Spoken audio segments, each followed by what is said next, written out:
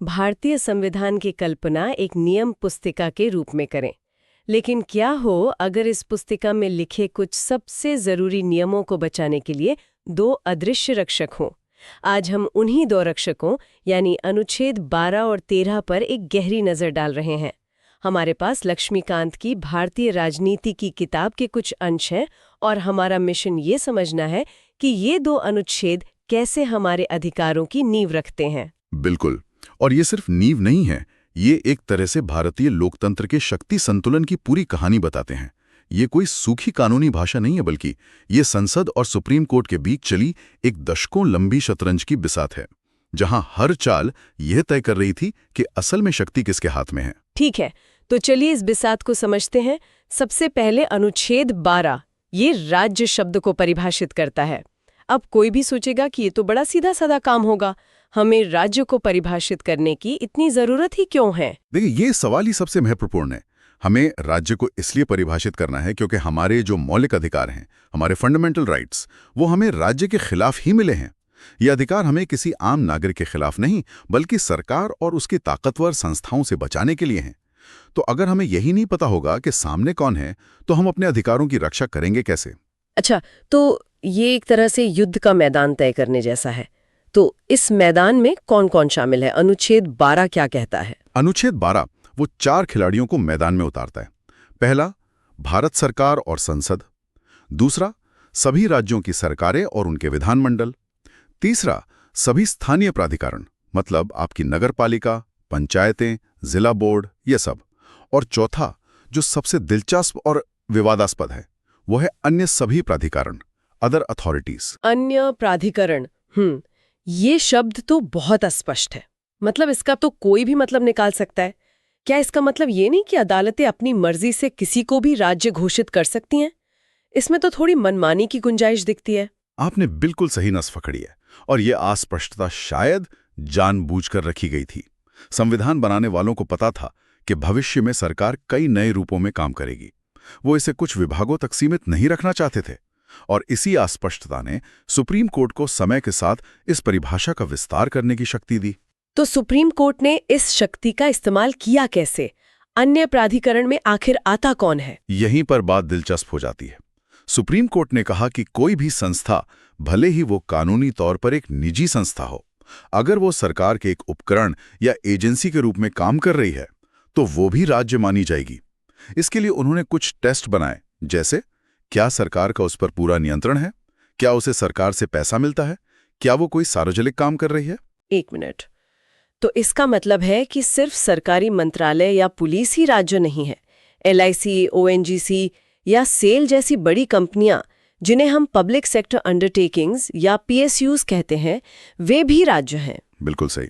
और अब आप इसके असर के बारे में सोचिए। तो आप कह रहे हैं कि अगर LIC मेरी कोई पॉलिसी मनमाने ढंग से रद्द कर दे, तो मैं सिर्फ उपभोक्ता अदालत ही नहीं, बल्कि सीधे अपने मौलिक अधिकारों के हनन के लिए, जैसे समानता के अधिकार के उल्लंघन के लिए, सुप्रीम कोर्ट जा सकती हूँ। ये तो बहुत बड़ी बात है। ये तो जवाबदेही का दायरा बहुत ज्यादा बढ़ा देता है। यही इसका मकसद था, ये सुनिश्चित करना कि सरकार किसी कंपनी का मुखौटा पहनकर अपने नागरिकों के मौलिक अधिकारों का हनन न कर सके।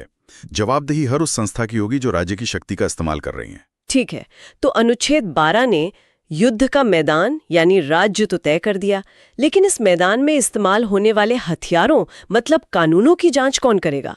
मुझे लगता है यहीं पर अनुच्छेद 13 की एंट्री होती है। बिल्कुल।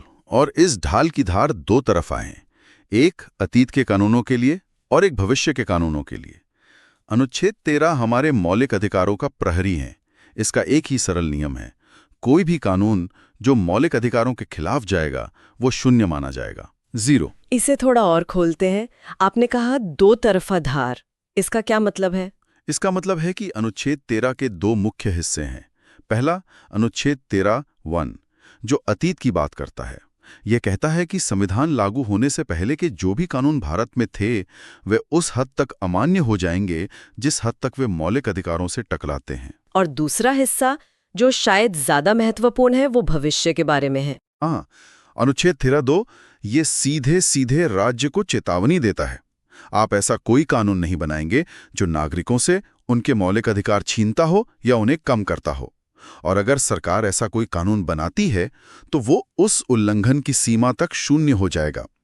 यही वो पंक्ति है जो सुप्रीम कोर्ट और हाई कोर्ट को न्यायिक समीक्षा या जुडिशियल रिव्यू की अपार शक्ति देती है। इसी के दम पर अदालतें संसद के बनाए कानूनों को भी रद्द कर सकती हैं। और जब हम कानून कहते हैं तो इसका मतलब क्या सिर्फ संसद में पास होने वाले एक्ट्स है या इसका दायरा और भी बड़ा है? इसका दायरा बहुत ही ज्यादा बड़ा है। अनुच्छेद 13(3) साफ कहता है कि कानून में संसद के बनाए स्थायी कानून तो हैं ही, साथ में राष्ट्रपति के अध्यादेश, सरकारी आदेश, नियम, विनियम, अधिसूचनाएं सब कुछ शामिल है। यहां तक कि कोई ऐसा रीति रिवाज या प्रथा भी जिसे कानून की तरह माना जाता हो वो भी इसके दायरे में है। कमाल है। मतलब सरकार किसी भी रास्ते से कोई भी छोटा बड़ा नियम बनाकर मौलिक अधिकारों से बच नहीं सकती। मकसद तो यही है, लेकिन यहां एक पैच है। इस कानून की परिभाषा में एक चीज शामिल नहीं है जिस पर आज तक बहस होती है। व्यक्तिगत कानून यानी पर्सनल लॉज। अच्छा, मतलब शादी, तलाक, विरासत से जुड़े जो धार्मिक कानून हैं उनकी बात हो रही है। इस पर स्रोत के मुताबिक सुप्रीम कोर्ट का क्या कहना है? स्रोत के अनुसार सुप्रीम कोर्ट ने अब तक यही माना है कि व्यक्तिगत कानून अनुच्छेद 13 के तहत कानून की परिभाषा में नहीं आते, इसलिए उन्हें सीधे तौर पर मौलिक अधिकारों के उल्लंघन के आधार पर चुनौती नहीं दी जा सकती। ये एक बहुत ही संवेदनशील और जटिल मुद्दा बना हुआ है। ये सब तो ठीक है, लेकिन क्या कोई नियम इतना शक्तिशाली हो सकता है कि उसे बनाने वाला भी ना बदल सके? क्या संसद खुद अपने बनाए जाल में फंस गई थी? यहीं से मुझे लगता है कि भारतीय लोकतंत्र का सबसे बड़ा टकराव शुरू होता है। बिल्कुल। अब कहानी असली रोमांचक मोड़ लेती है। सवाल एक ही था। अनुच्छेद 13 कहता है कि कोई कानून मौलिक अधिकारों को नहीं छीन सकता, लेकिन क्या संविधान में संशोधन करने वाला अधिनियम, मतलब कॉन्स्टिट्यूशनल अमेंडमेंट एक्ट, भी एक कानून है? इस एक सवाल पर संसद और सुप्रीम कोर्ट आमने सामने आ गए। ये तो किसी कानूनी थ्रिलर जैसा लगता है। तो इस थ्रिलर का पहला सीन क्या था? पहला सीन था 1951 का शंकरी प्रसाद केस। सरकार जमींदारी खत्म करने के लिए भूमि सुधार कानून लाई, जिससे संपत्ति के मौलिक अधिकार पर असर पड़ा। जब इसे चुनौती दी गई तो सुप्रीम कोर्ट ने संसद का साथ दिया।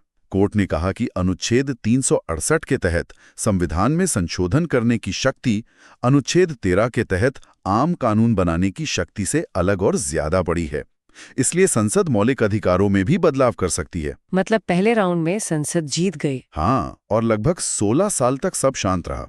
संसद को लगा कि वो अजेय हैं। फिर 1967 में गोलकनाथ केस में सुप्रीम कोर्ट ने एक ऐसा फैसला सुनाया जिसने दिल्ली के सत्ता के गलियारों में भूचाल ला दिया। उन्होंने क्या किया? सुप्रीम कोर्ट ने अपना 16 साल पुराना फैसला ही पलट दिया। 11 जजों की बेंच ने कहा कि संवैधानिक संशोधन भी अनुच्छेद 13 के तहत एक कानून ही है और इसलिए संसद मौलिक अधिकारों को छू भी नहीं सकती। कोर्ट ने मौलिक अधिकारों को एक उत्कृष्ट और अपरिवर्तनीय दर्जा दे दिया। वाह, ये तो सीधी टक्कर थी। संसद को तो लगा होगा कि उसकी शक्तियों पर हमला हो गया है ना? बिल्कुल। उस समय की सरकार का तर्क था कि अगर हमें गरीबी और असमानता मिटाने जैसे सामाजिक सुधार करने हैं तो हमें संविधान में खासकर संपत्ति के अधिकार जैसे मौलिक अधिकारों में बदलाव करने की शक्ति चाहिए। इस फैसले ने संसद के हाथ पांव बांध दिए थे। तो संसद ने क्या किया? उसने इस फैसले को कैसे लिया? संसद ने इसका जवाब एक बहुत शक्तिशाली दांव से दिया। 1971 में सरकार ने 24वां संविधान संशोधन पारित किया। इस संशोधन में उन्होंने सीधे सीधे संविधान में ही लिख दिया कि अनुच्छेद 368 के तहत किया गया कोई भी संशोधन अनुच्छेद 13 के दायरे में कानून नहीं माना जाएगा। मतलब संसद ने कहा, अगर आपको हमारे संशोधन कानून लगते हैं तो हम कानून की परिभाषा ही बदल देंगे। तो संसद ने खेल के नियम ही बदल दिए ताकि वो जीत सके। इसके बाद क्या हुआ? क्या सुप्रीम कोर्ट ने हार मान ली? नहीं। इसके बाद आया भारतीय संवैधानिक इतिहास का सबसे बड़ा, सबसे महत्वपूर्ण केस, 1973 का केशवानंद भारती केस। अब तक की सबसे बड़ी बेंच, 13 जज इस मामले को सुनने बैठे। और यहां सुप्रीम कोर्ट ने शतरंज की एक ऐसी चाल चली जिसकी किसी को उम्मीद नहीं थी। क्या हुआ उस केस में? पहले तो कोर्ट ने संसद की बात मान ली। उन्होंने कहा कि हाँ, 24वां संशोधन वैध है और गोलकनाथ केस का फैसला गलत था। संसद के पास मौलिक अधिकारों सहित संविधान के किसी भी हिस्से में संशोधन करने की शक्ति है। एक मिनट, तो फिर संसद जीत गई? सुप्रीम कोर्ट ने अपनी हार मान ली? ऐसा ही लग रहा था। लेकिन और ये भारतीय संविधान का सबसे बड़ा लेकिन है। कोर्ट ने कहा, आपके पास संशोधन की शक्ति है, लेकिन आप संविधान की मूल संरचना, उसके बेसिक स्ट्रक्चर को नहीं बदल सकते। मूल संरचना, ये क्या है? ये तो मैंने संविधान में कहीं पढ़ा नहीं। क्योंकि ये संविधान में कहीं लिखा ही नहीं है। ये सुप्रीम कोर्ट द्वारा लाया गया एक क्रांतिकारी न्यायिक नवाचार था, एक जुडिशियल इनोवेशन। ये तो ऐसा है जैसे कोर्ट ने कहा हो, आप घर का रंग बदल सकते हैं, खिड़कियां दरवाजे बदल सकते हैं, लेकिन आप घर की नींव को नहीं तोड़ सकते।